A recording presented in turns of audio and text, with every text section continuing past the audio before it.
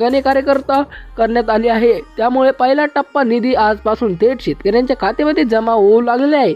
या निर्णयामुळे विशेष अतिवृष्टी, गारपीट व ढगफुटी प्रभावित भागातील शेतकऱ्यांना मोठा श्वास मिळालेला आहे।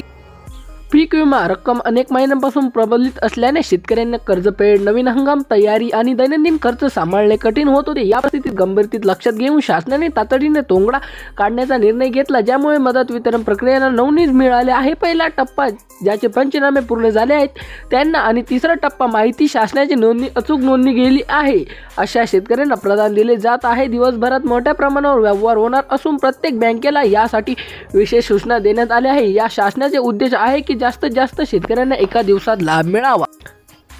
पिकाच्या नुकसानीनुसार भरपाईचे दर वेगवेगळे ठरवण्यात आले आहेत। भात, सोयाबीन, कापूस, मूग, तूर, उडीद, बाजरी आणि अन्य पिकासाठी स्वतंत्र मार्गदर्शक तत्त्वे जाहीर करण्यात आले आहेत। नुकसानीच्या प्रमाणात 33% जास्त असल्याने शेतकऱ्यांना पूर्ण भरपाईचे मिळणार आहे, तर कमी नुकसानीच्या प्रमाणातही शासनाने काही प्रमाणात मदत देण्याचा निर्णय घेतला आहे।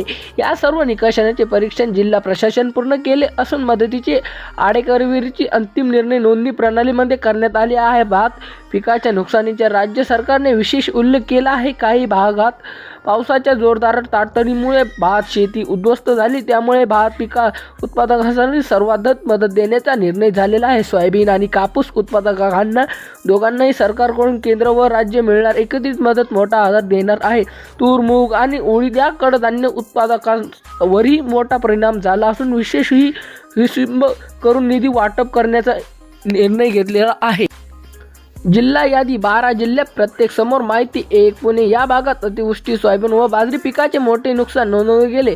2 अहमदनगर वारंवार बदलाच्या हवामानामुळे द्राक्ष बागात आणि ऊस शेती मोठे नुकसान झाले।